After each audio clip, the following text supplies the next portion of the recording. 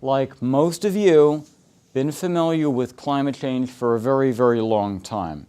After the 90s, I moved to New York City. I got involved with Long Island City Business Development Corporation, which is a small business services nonprofit where I've been for the 2000s.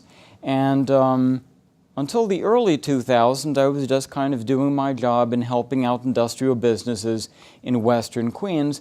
And then I found out that in addition to the climate change piece, which I was familiar with, there was another piece of the puzzle that most people really had not heard about. And in the early 2000s, the idea of peak oil, which we'll discuss in detail in a few moments, was the kind of wacky thing that you'd find in obscure corners of the internet, and it had very much a tinfoil hat feeling to it. So when I first got involved, putting together the New York City peak oil monthly meetup was almost an exercise of simply getting together with other people. So you know about this peak oil stuff, right? Yeah, wow, we're not crazy, right? And at this point, it's gone a little bit further in the public discussion, and now there's an awful lot of information behind it, and it's moving ever so slowly into the mainstream. So, leaving aside that part, let me ask you a question, show of hands. Who here has heard of peak oil much before tonight? Show of hands. Okay. Is there anyone who is really not too familiar with it? Okay. Don't be ashamed. It's okay. We won't make fun of you. Let's assume that you're fairly familiar. I may mention a couple of basic things. It'll be preliminary stuff for people who are not familiar, and then we'll plunge into all sorts of advanced discussion.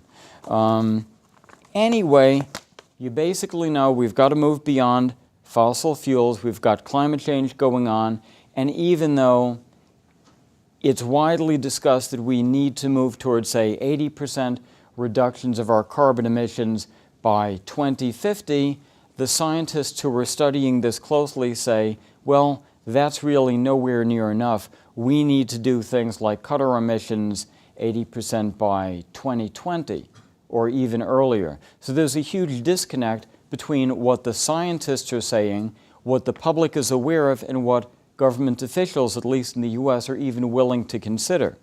It's certainly a great thing that President Obama has been elected, who's obviously aware and concerned with climate change, and who's talking a lot about the idea of moving forward towards a post-carbon economy, but we have an enormous amount of resistance from all the people in this country who are not aware of this and who think even the idea of 80% reduction by 2050 is ridiculous, implausible, impractical. Besides, it'll crash the economy, and we don't have any of that right now. Stop.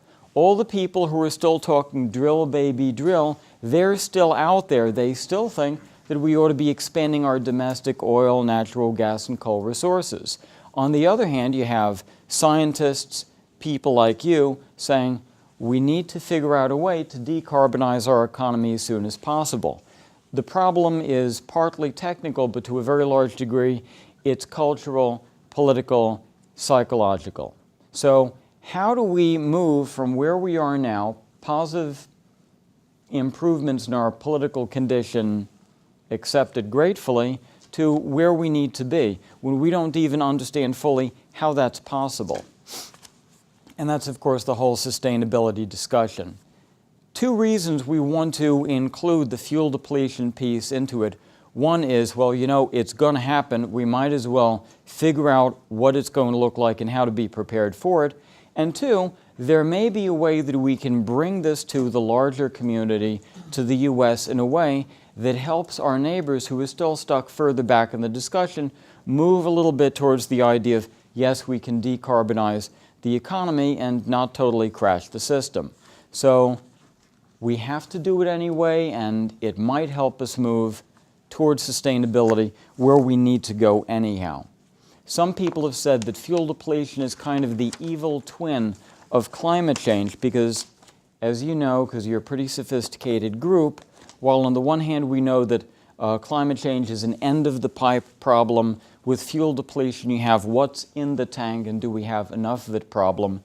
And until recently it's been very inadequately discussed. Not that it's new, it's simply that because we find the implications very troubling and economically threatening, there's a strong tendency to repress it. So fuel depletion first got its start as an articulated theory in 1956. People know M. King Hubbard. Hello? Okay, so for those of you who don't know, M. King Hubbard was a geologist who worked for Shell Oil Company. You could Google him or Wikipedia him, and he's a very established geological scientist in his own right. And one of the many things that he did was he came up with the idea that, you know, if we plot the discoveries of oil in a particular region on a curve, it'll roughly trace a bell-shaped curve, come up to a certain point, reach a peak, and then start declining. And what you find with discoveries in an area, in a larger region, etc., is also matched by, come on in, there's still seats, is also matched by production in a certain area, whether it's from an individual oil well, an oil field, an oil-producing region, or even an entire country. The idea is that production starts off slow, increases steadily over a certain number of years, comes to a peak, and then when about half of the original supply is gone, it's a finite substance, it starts to decline. If you add up the individual peaks for an entire area, you come up with a cumulative peak for the region, and you follow that procedure all the way out, and you can come up with information about peak discovery, peak production for larger and larger regions, even the world. So that's what M. King Hubbard did with the United States back in 1956, based on both discovery and reserve numbers. So he found, and he presented it to a geologist conference, the estimate that, well, even though we're doing great now and our production continues to increase, U.S. oil production is going to reach a peak between 1965 and 1970. He got a whole lot of manure for that. However, a number of years later, 1970, turns out the guy was right. Then everyone turned to him and said, well, you're right, okay. There was a brief period of awareness around there, and especially because Professor Hubbard said, if we extrapolate this process out to the world as a whole, maybe around 2000, the world as a whole is going to a peak. And the problem is when the U.S. peaked in 1970, we were then able to turn to increasing the amounts of oil imports from around the world, leading to our oil-dependent situation. However, when the world peaks as a whole, we don't have any particular recourse. We don't have access to oil on other planets, and we're going to have to figure out how to cope with very different amounts of our primary fossil fuel. So we're very dependent on oil, you know? Everyone knows this. Couple of figures. Oil accounts for about 43% of the world's total fuel consumption and 95% of the oil used for transportation. And as you know, it's a raw material for a whole bunch of things: plastics, electronic parts, paint, pharmaceuticals, tires, shoes, clothing. Lots of stuff is involved with oil. Natural gas too. We're talking primarily about oil, but natural gas, which is another form of fossil hydrocarbons, is also finite and is in decline. Little parenthetical sidebar, even though oil is the fossil fuel whose depletion is closest to us in time, natural gas not too far behind. In the United States, North America, my understanding is natural gas production has already peaked, which is one of the reasons that if you look in the natural gas industry, they're looking for projections for more and more imports of liquefied natural gas from the areas where it's most abundant, which is Russia and the Middle East. The trouble is natural gas is much more difficult to transport than oil. Instead of simply pouring the stuff into these large tanker ships, you have to cool it to several hundred degrees below and put it in these specially insulated ships, take it across, and then gently thaw it up and put this gas into pipes, so it's a little bit more difficult to move around. And after we get finished building all of these LNG transportation infrastructure components, which hasn't yet been done, we then have to bargain with other buyers of natural gas in the world market, or we might not get any. So there's lots of risks in increasing our dependence on natural gas, which is something that you hear about from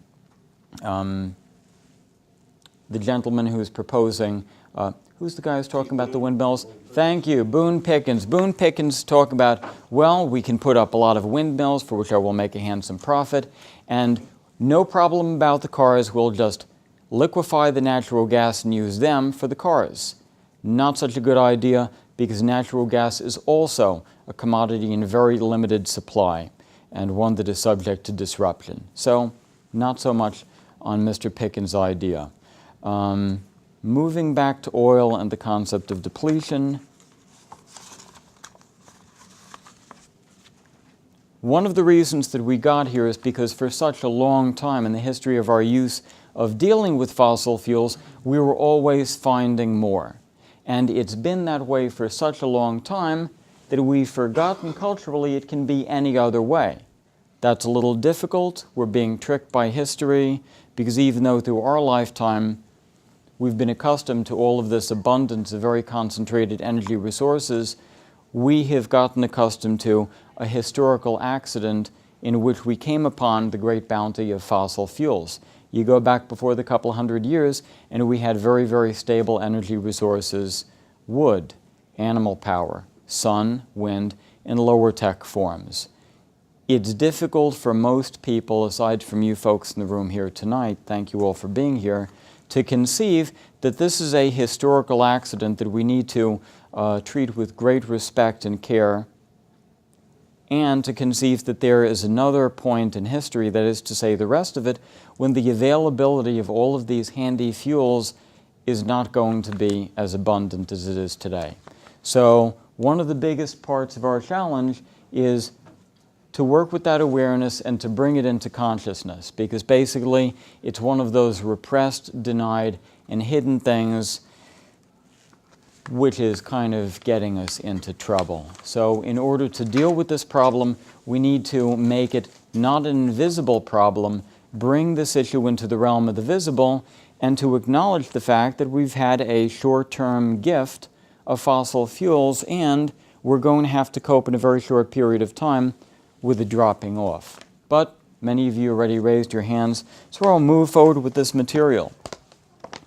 We know that in the 70s, Jimmy Carter was aware of the fossil fuel constraints. He tried very hard to move the U.S. in a direction away from fossil fuel dependence and towards some early developments of renewable power, set up the Department of Energy, instituted, I believe, the national speed limit, did a lot of positive things. Of course, everyone's heard about the solar panels on the White House roof, which got removed by later tenants of that building, and of course many other positive initiatives were reversed, which is unfortunate, because if we were able to have listened to President Carter way back in the day and build on his initiatives, we'd be in a better condition now to do what we have to do. Going back to M. King Hubbard, he raised the question of the U.S. peaking in 1970. Then the big question is, well, when's the world going to peak? Now, the U.S. Department of Energy, they say maybe sometime in the 2030s. ExxonMobil, cue for the boo hiss, just kidding. They deny that this peak oil stuff is really going to happen, and the official viewpoint of a lot of folks in the extractive industries is all we have to do is invest more, drill more, find more, and reserves will expand, and we don't have to worry about it for, 20, 30, 40 years, at which point we'll have nuclear fusion, and we'll be using flying saucers, and the problem will be deferred, so why should their profits be impaired? However, of course, you have other independent geologists who follow in the footsteps of M. King Hubbard. Are people familiar with the Association for the Study of Peak Oil? Show of hands? Okay.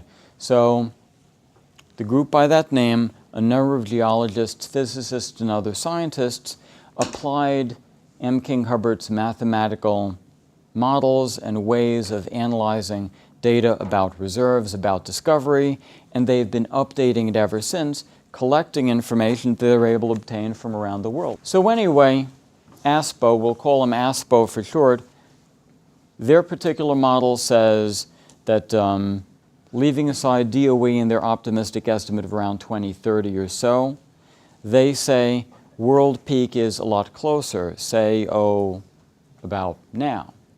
So that's kind of troublesome because back in 2005, Department of Energy commissioned a team of experts to come up with a report. So is this peak oil thing real? How severe is it? What would we even have to do? So Dr. Hirsch, former head of the U.S. nuclear fusion program, and a bunch of PhD economists, not tree huggers by any means, maybe not even Sierra Club members, they studied the problem, they looked at the data, and they came out with something that's called the Hirsch Report. So the US DOE didn't even want to release it. It's available in a number of places online.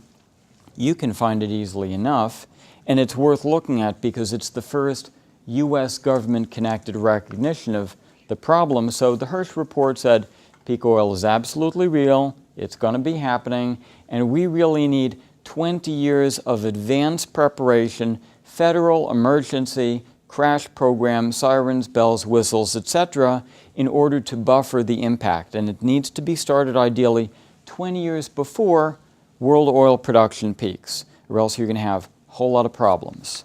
Let's see specifically. Nice little quote. You'll find this around in many peak oil sources. Hirsch and Company said, "The peaking of world oil production presents the U.S. and the world with an unprecedented risk management problem. As peaking is approached, liquid fuel prices and price volatility will increase dramatically, and without timely mitigation, the economic, social, and political costs will be unprecedented.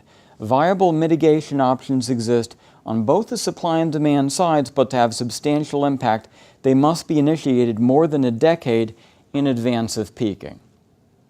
Now, of course, if we're peaking between now, 2010, 2012, we don't have any federal emergency crash program up and running. And that's kind of a problem, you know? Just to clarify, peak oil doesn't mean we're running out of oil. There's still going to be a lot of oil. It does mean that the flow rate, the maximum flow rate, is going to be decreasing, and that's a big problem because our economies have been constructed to have constantly increasing supplies of very inexpensive energy. They have not operated under a situation where the supply of energy is constantly decreasing and likely to become more expensive.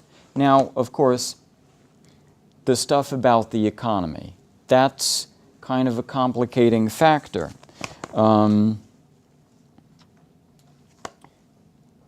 Is it going to be more expensive? Is it going to be less expensive? Is it going to be wildly volatile? Well, the answer is we've already seen it be highly volatile. Earlier this year, we saw the price of oil very rapidly go to a peak of $147 a barrel, and for a while it looked like it was very much matching some of the speculations of peak oil writers, and in a form that was relatively easy for the public to comprehend. I remember seeing Dr. Hirsch getting interviewed on MSNBC over the summer, and in his very conservative, gray-suited, proper, former director of the U.S. nuclear fusion program way, saying, "Yes, I see it going to 300 a barrel, maybe 500 a barrel," on MSNBC. So this is really pretty shocking that they even booked the guy to get on, and he was saying, what we're saying, it's a warm-up, people, it's going north. Hold on to your seats. However, then the price dropped and all of the discussion of peak oil disappeared from the mainstream media. Does that mean that the fundamentals have changed and gone away? No, it does not. It means that we're seeing the deflation, the deleveraging, whatever is going on with the financial system having its merry way, and we're seeing a shift. Volatility is also implied in the peak oil discussions, and we should be prepared for the volatility to continue. The prices are very likely to go back up, assuming the economy recovers and demand increases. Prices for commodities such as oil are very likely to go up. On the other hand, at this point, the rules of the economic game completely up in the air. They may stay where they are right now because demand permanently disintegrates, in which case we'll still be vulnerable to demand increasing around the world with supply flat and eventually deteriorating. A couple of the ways in which the current economic difficulties impact the situation is that the extra investment in oil, natural gas, even coal and nuclear require in order to expand capacity is not being implemented because the companies who would be doing this either cannot get credit, or they're going broke, or they can't afford it. So that means the extra investment to increase production is not necessarily going to be happening, which means that when demand eventually picks up, even if the price is higher, there may not be the additions in capacity that the world was anticipating. So we're not out of the woods yet. However, with the price of oil at $50 a barrel and under, you can't just say, damn it, it's $150 a barrel. Where is it going to go next? And they'll say, oh yeah, peak oil, right. Now they'll say, $50 a barrel, I guess that peak oil stuff, what happened to it? And the answer is, it's still there, but the signals are being obscured by an economy that's behaving in ways that we are not familiar with and have a real hard time understanding. So,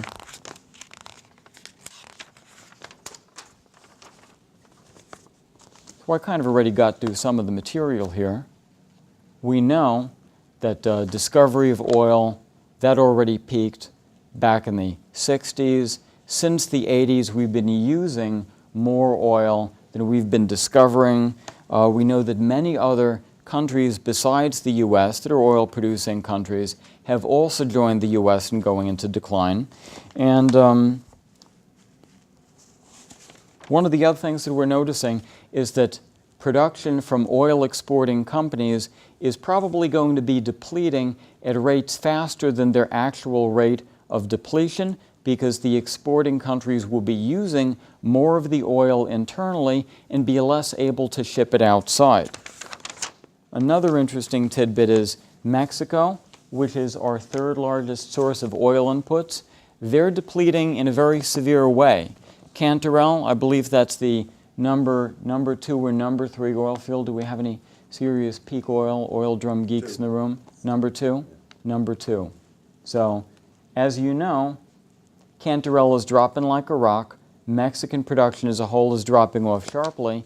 And even though this summer when they were talking about drill, and implying that more drilling in Anwar and offshore 48 states production would get us to U.S. energy independence, in 20 years of maximum production from Anwar and 48 states offshore, that would not even match, in 20 years, what we lost from Mexican exports last year.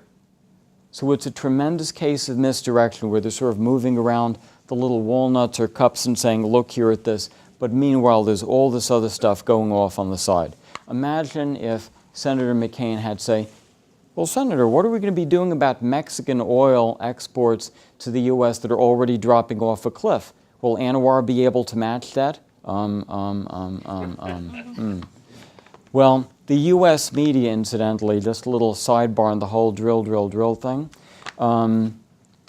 This was all debunked by the Bush administration U.S. Department of Energy years ago. They did studies and reports saying exactly how much extra oil those offshore and Anwar resources would be able to bring to the United States, and the answer was, it's insignificant. However, the news media completely ignored those reports and instead focused on people just spouting off.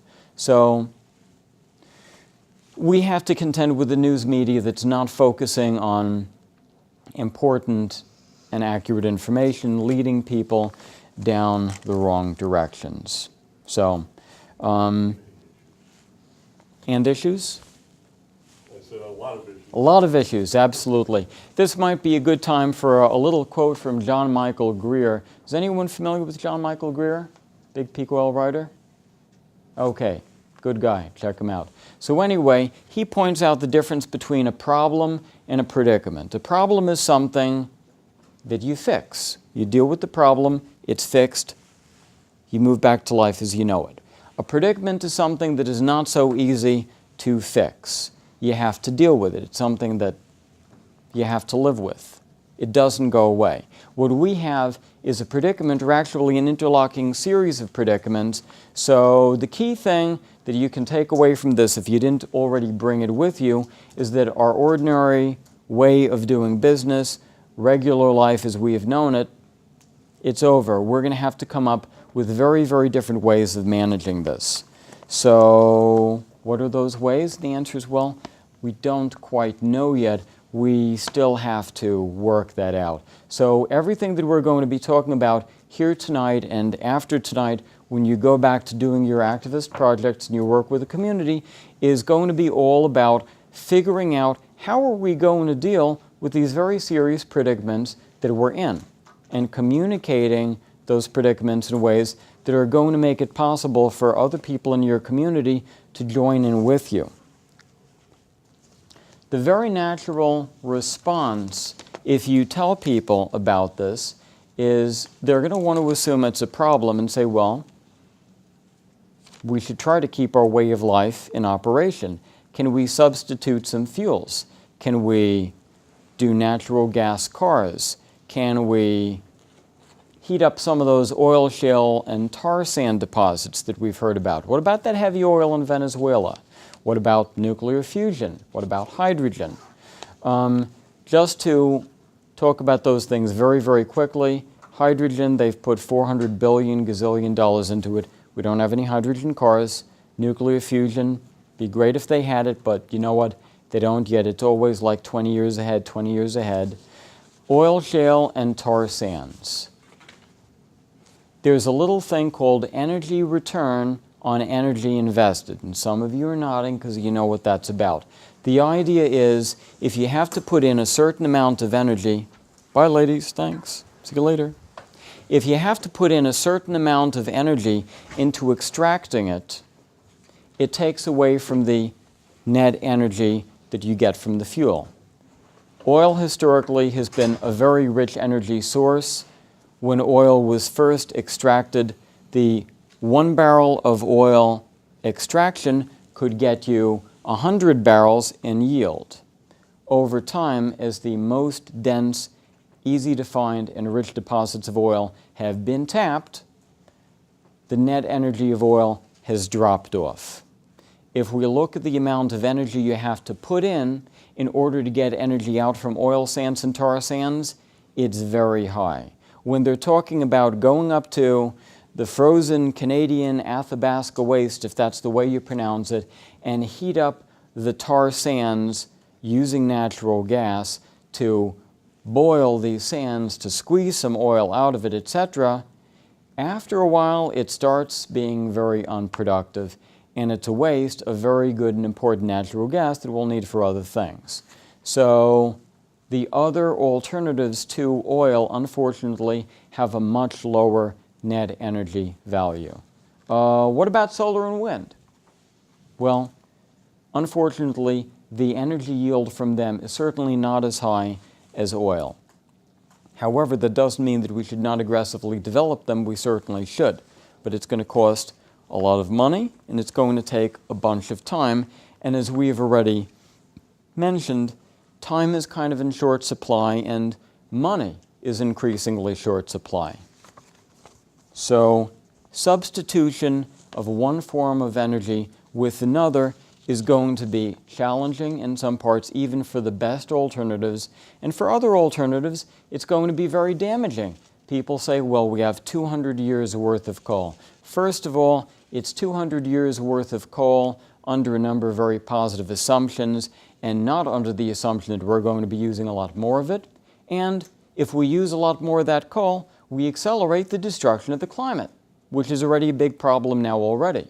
So if people say we need to accelerate coal use and we're going to magically have some clean coal, those are big problems that we need to be very careful about. What probably is going to be the best sources of energy for us in the near future is conservation and efficiency while we ramp up whatever production of clean energy infrastructure we can handle. So wind, solar, geothermal, tidal, these are all great. We ought to pursue them.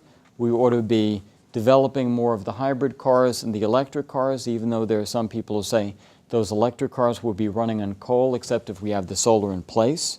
It becomes complex.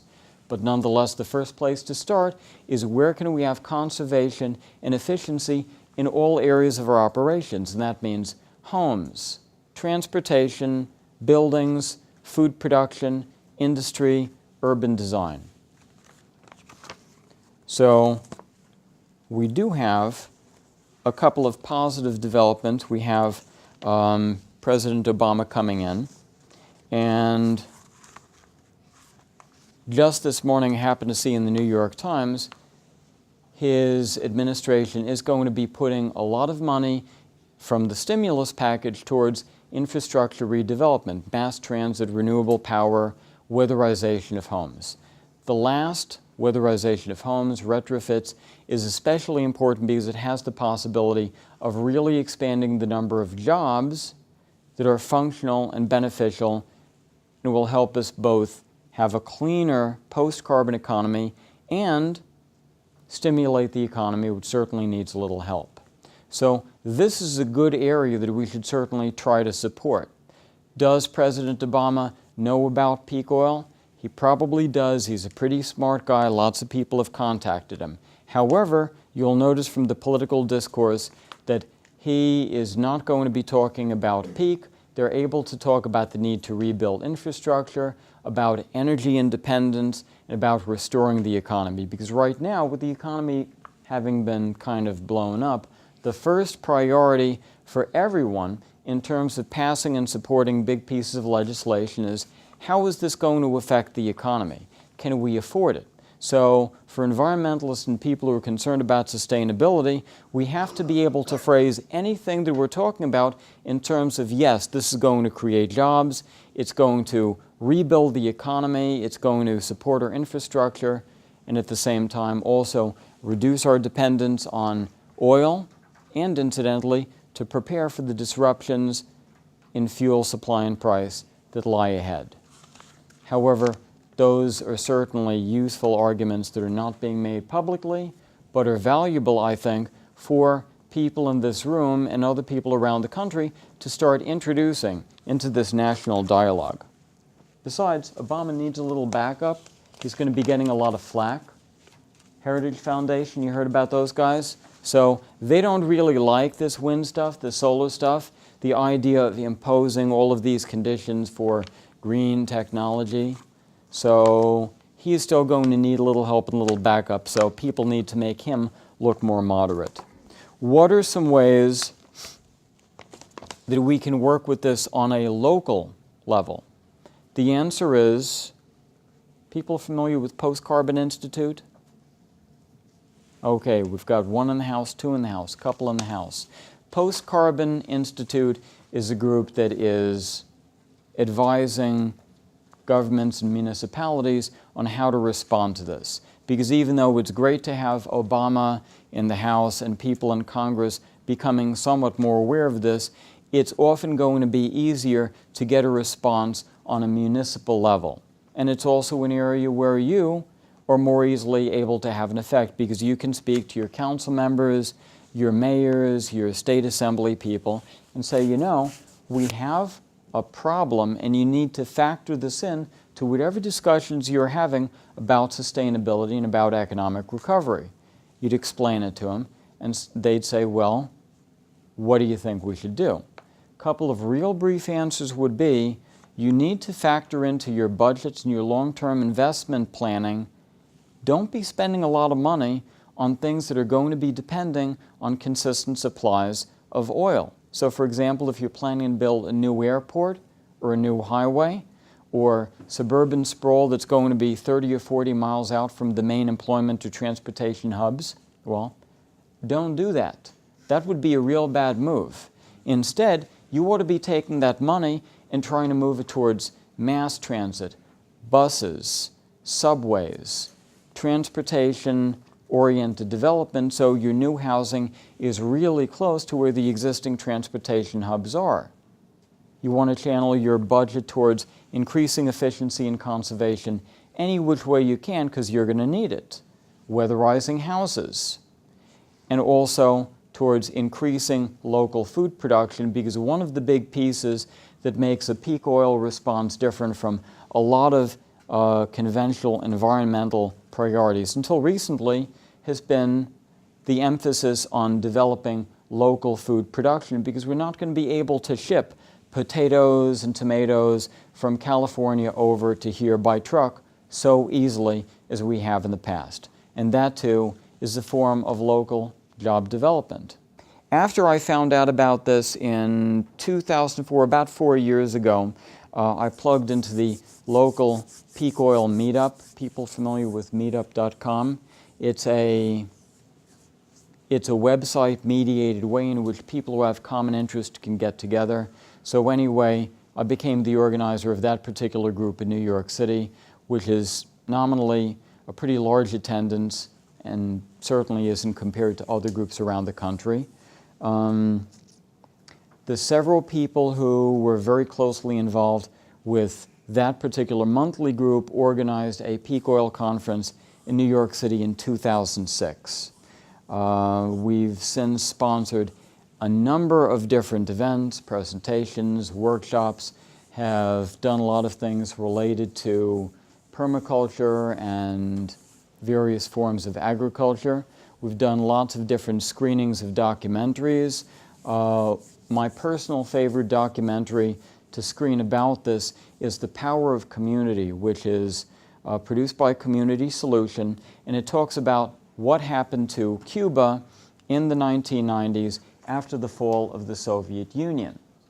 Plight of Cuba is they were getting a lot of oil from the Russians, and when the Soviets ceased being able to export, Cuba kind of experienced peak oil in a very quick, abrupt fashion, and they had to cope quickly. People found their agriculture system as it was constituted was unable to cope. There were serious food shortages.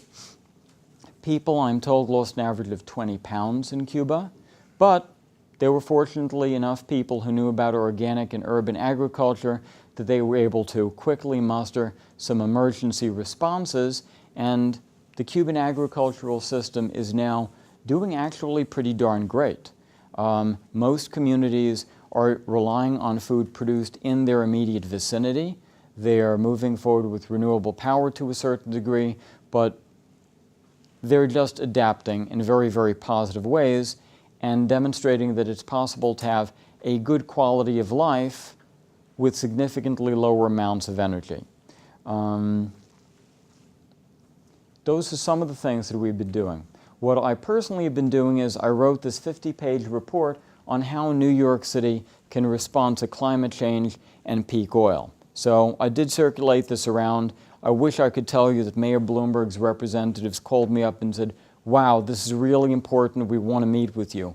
Actually, that's not the case. I did notify a very large number of officials in the Bloomberg administration, "Hey, you guys might want to look at this report, it's online. You're going to be experiencing some disruptions in fuel price and supply, and you might want to include that in your discussions." So anyway, the director of Plan YC, the city's sustainability program, after probably having gotten a number of phone calls saying, "Who's the nut guy? Do you know him?" And he's like, "Yeah, I know him. He's okay.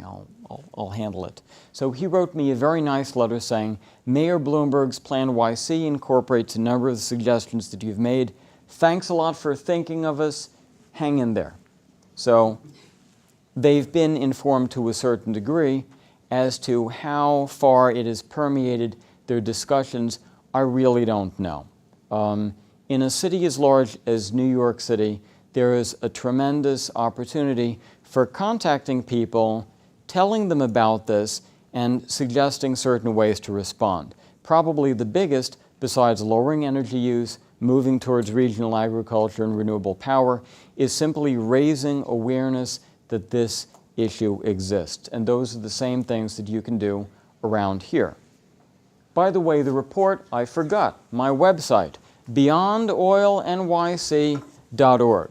After all, I suggest that Mayor Bloomberg read it. You might as well read it too.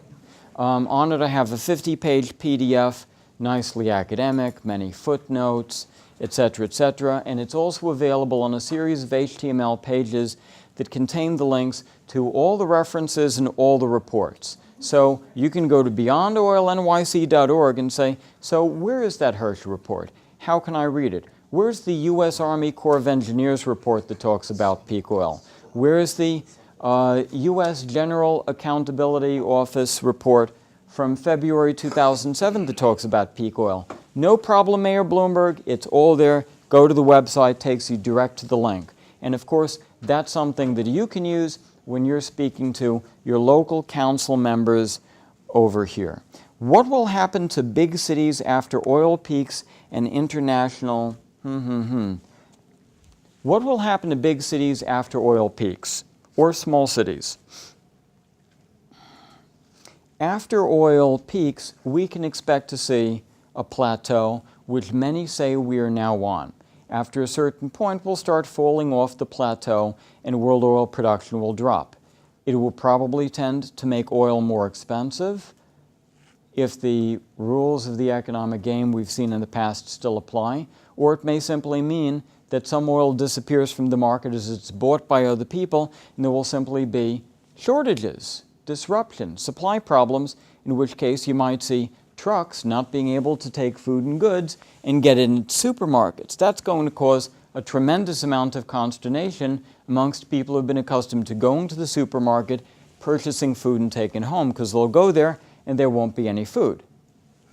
Or there might be disruptions. Now, I'm not suggesting that it would be no food at all, your supermarket is inoperative, but you might have supply disruptions, and that's going to freak people out.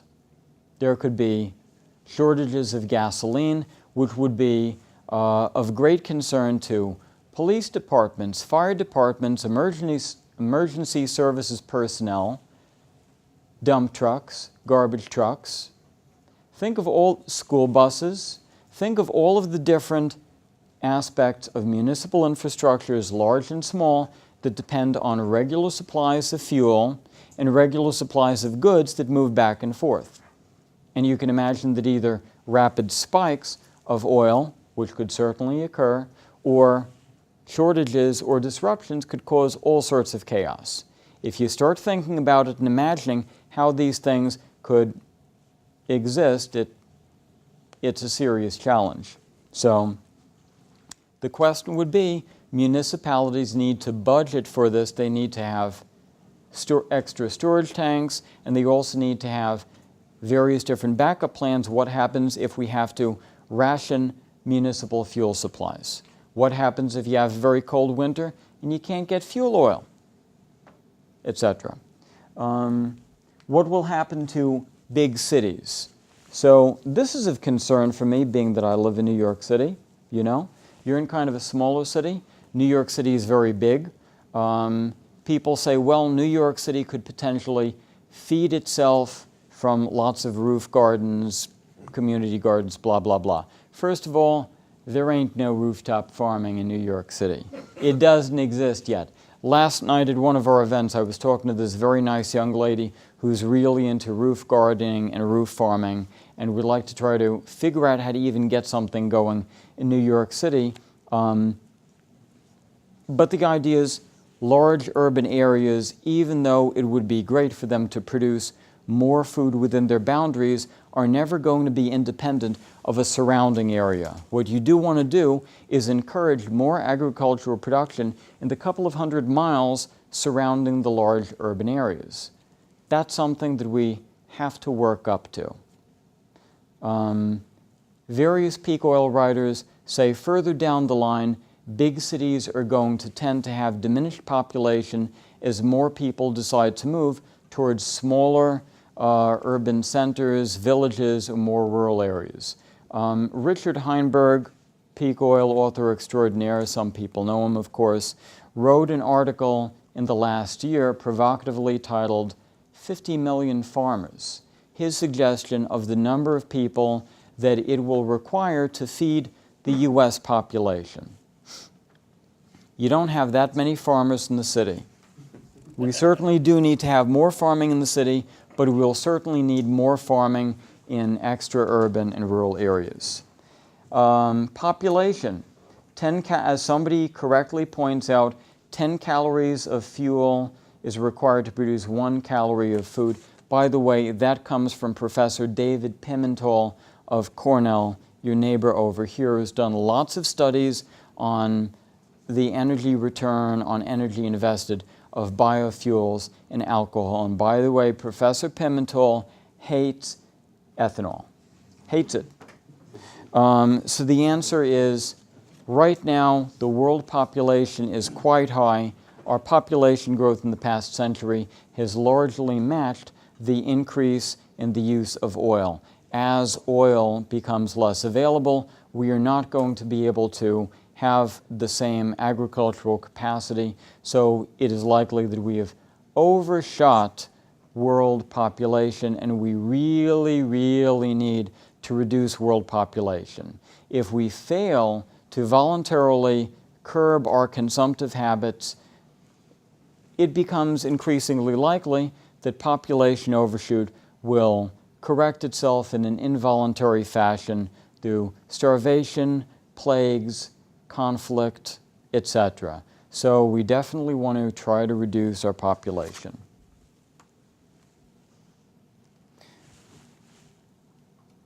You mentioned the fact that addiction to oil is a very cultural problem. How do we approach changing the culture to consume less when the high use of energy is so ingrained into the culture? That's a tough one. That's kind of the center of it, isn't it? I think part of it is trying to identify, you're not going to change everybody. However, you've got a certain number of people in this room, and you will know some people in the larger community.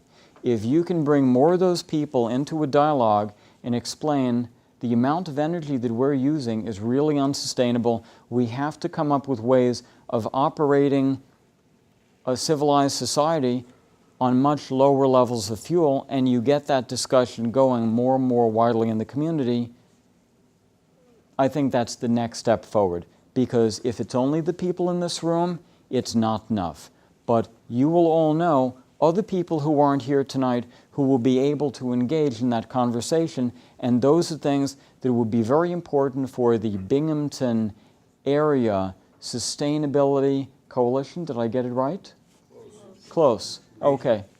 Binghamton Region Sustainability Coalition. You guys, you got a job. Have some conversations. And Sierra Club and the other groups in this room that I'm unfamiliar with, but you know who you are. You have an important role. Cognitive dissonance, consensus trance. I didn't get in the cards yet, but I will speak a little bit briefly. Psychological impairments to moving forward. Even though you can come to a lecture like this, you can have conversations with your friends, you can read about peak oil literature, you can read the Hirsch Report, you can go to the Oil Drum or Energy Bulletin or Life After the Oil Crash or Beyond Oil NYC, and you can read about this and go, wow, that's a serious problem. Excuse me, serious predicament, yeah. And you'll be right. However, when you go out that door, you will see a city that is operative, satisfactory, functioning, people are happy. You get calls on your cell phone, you go home, something's on TV, and it's very easy to get drawn back into the consensus trance in which you forget that the other stuff exists. I experienced this. I know Professor Hayward experiences this. Richard Heinberg himself talks about how he experiences this. It's very difficult to maintain dual awareness, both that we have a serious predicament and our current way of life is unsustainable, and we who know this have something to do about this, and two, operate in day-to-day society. So I invite you all to take on the challenge of balancing these multiple lives, because we have to bring them together. You don't have to live in the dark scenario all the time, and you will have to retreat from your awareness of the dark scenario into your current community and your current way of life in order to preserve your own sanity. But there has to be an engagement with both of these realities. Or else it'll all come crashing down, and if no preparations are made, we'll be in the pickle then. What is the ROE on ethanol? 1.1173. Sorry, don't know. The ROE on ethanol is actually, seriously, I remember hearing that it is something like as low as 1.3 net. So that is to say, if you put in 1 barrel of energy equivalent into producing ethanol, you might get out 1.3 barrels of oil equivalent. Is it? Less? I've heard. That's the high estimate. That's the high estimate. 1.3. Yeah. Okay. Plymouth is lower. Okay. Plymouth So is less than 1. right. So the answer is, thank you very much for that. The answer is ethanol. Probably not so very good. Repopulate urban core. Yes. The idea is, being that transportation is going to become more expensive over time, we'll definitely want to concentrate people in population centers where the infrastructure already exists, and cities like Binghamton that are close to rivers, that are close to highways. I see you have some trains, are ideal for this, and I know that people in the city have been working very hard towards revitalizing the downtown core. It's an important project. It won't be easy, but stuff like that is valuable to work on. Bus rapid transit for New York City, yes, they are moving ahead with bus rapid transit. For those who are not familiar with the term, most buses in New York City are local. They'll stop, stop, stop, stop, and often are very, very slow in Midtown Manhattan, only a few miles an hour. However, there is an effort to identify bus rapid transit corridors where express buses can go from point A to point B all the way to point C, and make it a lot more convenient for people to not drive in. And it's definitely better to have 30, 40 people on a bus than to have those 30 or 40 people in individual cars. How can we get control of our system away from the rich who got rich from being very effective short-term traders, the exact opposite of more local economies, more decentralization? It's tough. I mean, the rich do have an awful lot of advantages, and a lot of the larger systems in which we are enmeshed are dominated by very powerful financial elites who are tied into the media elites, who are tied into other elites. So the idea is there's a lot of room to pull ourselves away from the system by working locally and decentralizing and developing local and regional self-reliance. Before I move on to the next cards, I just want to point out, when I was at the last Community Solution conference, we had a video cast from Richard Heinberg, and he was saying, whatever you're doing in your communities, whether it's alerting government officials or developing grassroots responses or these other things, all of these different things are all good and all necessary, but I would also urge you to increase the amount of effort you make in developing emergency response capacity and community resilience to disruption.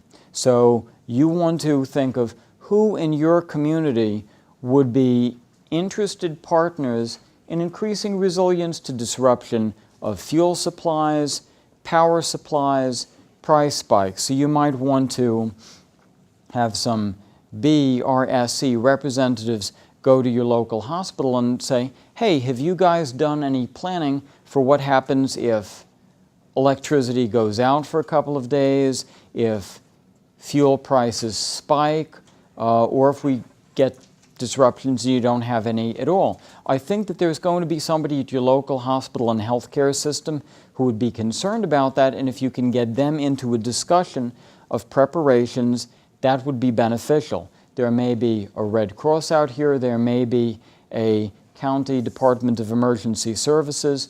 Find those entities who care. If they don't reply, then it may not be the right time for you to pursue it, but there will probably be some civic, business, government entities who are willing to have this discussion, and it would be great for you to go meet with them and tell them about this and learn how to plan together, because you're going to need to have a lot of expert people. There will be lots of knowledgeable people in the community, and this is a good time to begin having those discussions. Another note card. You mentioned several ways of preparing for the volatility that will accompany peak oil, local food production, city planning. Can you talk specifically about things that cities, about things that cities, towns actually are preparing? I'm not sure if I read this, I'll try that out. What cities are actually preparing, or what are they doing? Okay, I'll answer both questions. One, any municipal initiative towards sustainability is a move in this direction. It's definitely going to help, whether it's increasing conservation or efficiency, improving mass transit, it's all to the good. Are there cities that are specifically focusing on fuel depletion? And the answer is very, very few. Portland, Oregon, the U.S. national leader, they have a peak oil task force that issued a report. They had the cooperation of their city government in preparing for it. You can find the link to it at beyondoilnyc.org, and you will be able to find your way into the City of Portland Peak Oil Task Force. San Francisco also has begun moving in that direction. They convened a peak oil task force. I'm not aware that they have a report. Cleveland, Ohio recently convened such a thing. I do have a city council member in New York who's requested the drafting of legislation to create a peak oil task force, but he's gotten kind of tied up in the red tape, so no particular progress in that. I think Berkeley, California is moving forward. There's a small town in Rhode Island, and I don't know if that even answered the question. You know, I've looked on a couple of websites in England and Ireland, and there's a lot of what they call transition. Communities. Yes, People okay. are really planning seriously. I mean, I'm really impressed with how they're thinking about serious problems. Okay, there's a couple of points. The gentleman raises the question, what are models of community responses? One, of course, is I should put in a plug for Postcarbon Institute. They do have groups around the country which vary in their size and capacity. People in this room could certainly get together through BRSC, contact Postcarbon and just put yourselves in the postcarbon.org map, and that may be a resource. Two, transition towns. Go to transitionculture.org. Rob Hopkins, brilliant guy over in the United Kingdom. He's got a book out and he's got a great blog, and he's put together a particular model of engaging members of a community. Tends to be smaller communities. I don't know how well it would work in New York City. About envisioning responses to fuel disruption, developing local economies and the like. He's all about the local economies. He's a big permaculturist, and it's a great model. So look at transitionculture.org, Rob Hopkins, the Transition Towns Movement. There's another over in Tompkins County, group called Tompkins County Local. So I believe the gentleman's name is John Bosnack or something like that, sounds like. But if you Google Tompkins County Local, Sustainable Tompkins County, there's a really terrific group over there. I'm pretty sure they're based in or around Ithaca that has done terrific work on how a neighboring community of yours can prepare at a county level for emergency response. How do you think small communities like this one might have the most impact? Focusing exclusively on local problems, building local infrastructure, and not worrying about other areas? Or should the model be a more interdependent one with other communities, regions? Yes. The answer would be people in this community who were concerned about this should definitely spend some of their efforts on local preparations, if that is perhaps, you have to follow your individual passion and desire. So if you're personally more motivated to set up community gardens, great, you're in community gardens. If there is somebody here who wants to reach out to other municipalities in this county, in this region, great, that's also important work. So there is not an either-or question, it's rather follow whatever project you have the opportunity to pursue, and by all means link up with other people who are doing similar work. Your message tonight is directed to America. How would you address the problems of peak oil to China? How does what China does affect us? Okay. Interesting thing I recently read about the Chinese economy. They are kind of set up that they need to keep growing something like 7% a year in order for their system to not destabilize. That puts them in a very, very difficult position because they're forced to continue growing. Of course, the economic slowdown is going to be impacting their manufacturing sector, which is going to be forcing them in a negative direction. Can the Chinese middle class make up for what the rest of the world is not purchasing from Chinese factories? Very iffy. Now, China is also buying more and more of U.S. grains. How long will we be able to provide it? And at what point does Chinese purchases of grain starts driving up the price of food in the U.S. and elsewhere and having other destabilizing effects? I think that China, I'm sure their senior officials are very well aware of this. They've been going around the world purchasing lots of arrangements with other national oil companies. They're very aggressively seeking fuel resources around the world. At some point, it could certainly lead to military, political, and economic confrontations with the U.S. if that, in fact, has not already happened. How would we address the problems of peak oil in China? It's all kind of difficult. I'm sure they're kind of working on it in their own way. And believe me, they have a tough time because they have, 1.4 billion people? They're already importing food. They're already importing fuel. So they're in a very challenging situation too. Challenging. That's the theme for tonight. Very challenging. Is it possible or will peak oil and loss of fossil fuels itself change our food systems dramatically by forcing us away from corn and soybean production and into more healthy alternatives? Okay. The idea is that peak oil will force the change in our agricultural systems. The question is, will we develop alternative systems now that will be ready to scale up to buffer the impact when the other systems become less effective? So if we don't make any preparations and then we suddenly fall off the peak oil production plateau and start really dropping off, then we're going to have extremely serious problems, both in terms of distribution of food and goods, further economic problems, difficulty in the availability of food. So we need to start preparing now for alternative local systems in order to transition away from the centralized fuel-dependent systems we're dependent on.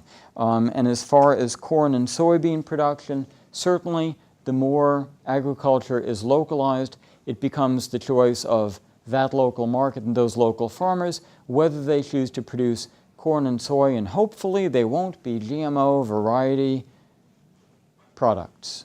I'm not aware of any municipalities that have completely set themselves off from the grid. Doesn't mean that those might not exist. They might. But perhaps the more important question would be, are there examples of municipalities that are developing backup local systems? And I don't know the answer to that question either. But whenever we make efforts to conserve energy, increase energy efficiency, make building codes tighter so that houses and buildings are more energy efficient, we're moving in that direction. And then, of course, we also want to build extra local capacity for renewable power.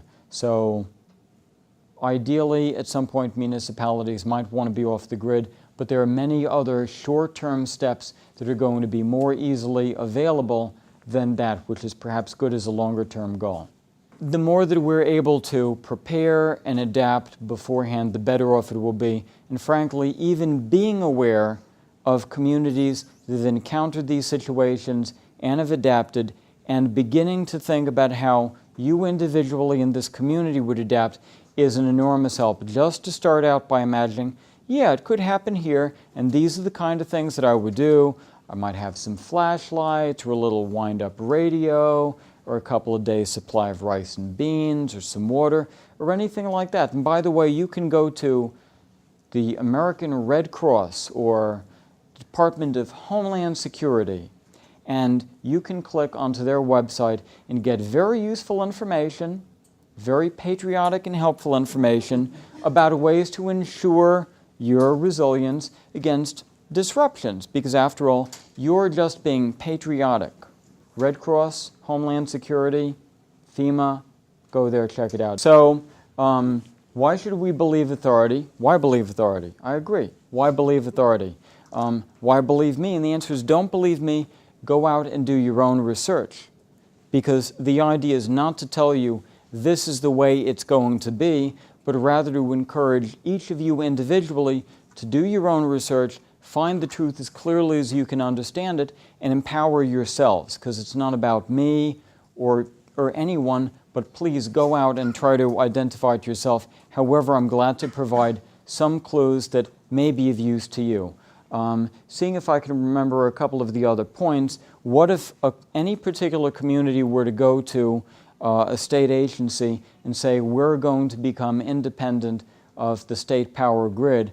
I think another way to frame it would be, we want to be in a position to demand less from the state power grid and develop our own independent capacity to power ourselves. And the answer is the state ought to be absolutely delighted and say, how can we assist you? And then the question is, if that particular state representative does not respond in a positive fashion, this would be a great opportunity to go to elected representatives, to Governor Patterson's people, and to say, we want to have more municipal energy resilience, and we need to both conserve, be more efficient, and generate more of our own electric capacity. And I think that if you start along that pathway, you'll then be able to eventually move towards your goal, if anyone wants it, of becoming independent from the grid. But that's an extremely technically complex discussion, and it's good for you to pursue. And if anybody's able to go with geothermal, great, go for it. The idea of cogeneration, of using microturbines where natural gas comes in, fuels the turbine on site, and that way you do have much more efficient electricity production, but you're still dependent on the natural gas imports. So there is efficiency, and it's a better way of stretching our natural gas supplies. This could expand out into a much larger discussion, which ultimately is the purpose of our having these kind of seminars, is to bring you different pieces of information, stimulate some thought, and encourage you to take whatever the next steps are in the kind of projects you heard discussed tonight.